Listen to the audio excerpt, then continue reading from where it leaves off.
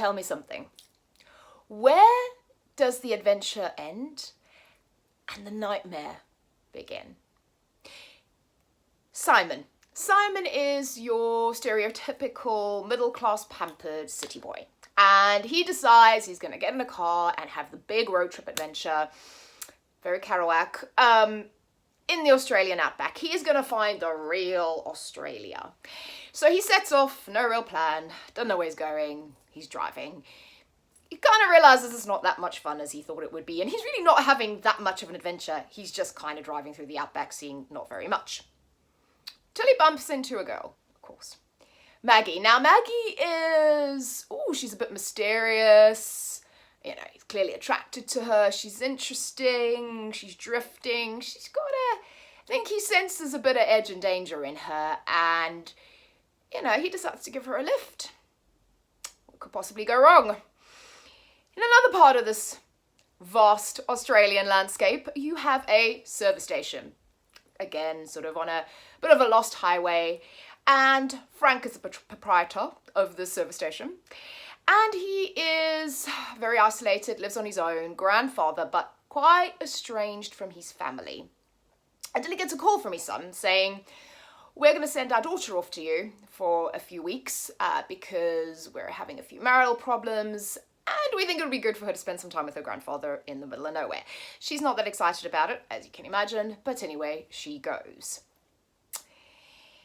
And lives collide in what is described as a battle royale in the outback, which is so appropriate. So hello everybody, it's Josie here, and this is the next installment of my 13 Ghouls of Halloween. The book I'm talking about today is this one here. It is The Hunted by Gabriel Bergmoser.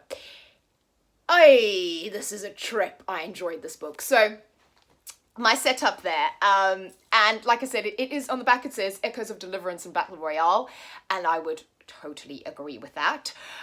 Just a quick note on the look today and the tenuous tie-in. So I watched Lost Boys again on the weekend, and I couldn't resist dressing up as what I think hopefully I could be a member of the Lost Boys in this get-up. Also, my hair's decided to do the 1980s bouffant this morning, which I quite like. So I thought I'd go with it. So yeah, this is my, I think I look suitably studded and chained, and you know, I've had a bit of a meal, and they hunt. They're hunters, vampires, and the guys in the Lost Boys, and I thought that kind of went with the book. Tenuous link. Anyway, so back to the book. The Hunted. This is what I would describe as a thriller horror. Normally the horrors I read are supernatural in nature, but this one is not. This is where the people are horrific, and oh my god, are they horrific. You know, there is a bunch of yeah.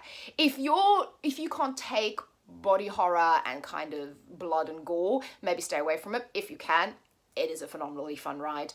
I think the other thing that I loved about this book is that the setting of the Australian outback, it's so, you know, remote and isolated, and I suppose there's always the suspicion of kind of people that live there, you know, in this isolation and maybe go a bit stir crazy, and I think that this premise works so well as well because you're out there and you have that kind of feeling of the outback and it being slightly a dangerous place, and more so the people than anything else, and you have this kind of what I would call a morally grey character. So Maggie, who poor old Simon picks up on his travels, she's great. I love her, but she's definitely I would class her as a grey character, grey morality.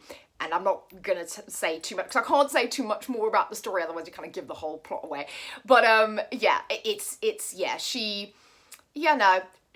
does things that are not necessarily great, but she has her reasons, and you know, I respect those reasons. And I really liked her. She's tough. And poor old Frank, you know, just trying to eke out his living in the service station, and then all this shit happens to him. And that's great. Like I said, Battle Royale, I think, is a great, you know, kind of tagline for it, because it is, yeah, it's kind of fighting for your life out in the outback. and it's wonderful. I had such a great time reading this. I flew through this book in a couple of days. It kind of like, I was like, oh, I want to know what happens, it's really, really good. I would highly recommend it if you want to maybe read something that's more thriller, horror-esque, that doesn't include supernaturals, that is just the horror that people do to each other, and kind of the depths that they go. So yeah, maybe like if you like a bit more of the slasher saw type of thing, go for this.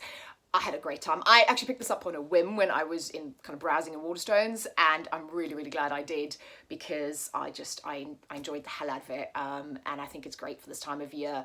If you want to kind of get away from the supernatural, if you just want more of a kind of a slasher fun read, not fun, so, keep describing it as fun.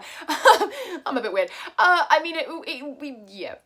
Just a bit of a slasher, crazy story. Yeah, I would like give it 4.5, 5 stars for what it is. I really, really enjoyed it. So yeah, so that is The Hunted by Gabriel Bergmoser. Let me know if you've read it. Also, Gabriel is an Australian author, so that's really cool. He's set it, you know, kind of own voices for location. Let me know if you've read it. Let me know what you think. And let me know if you have any other recommendations based on something like this.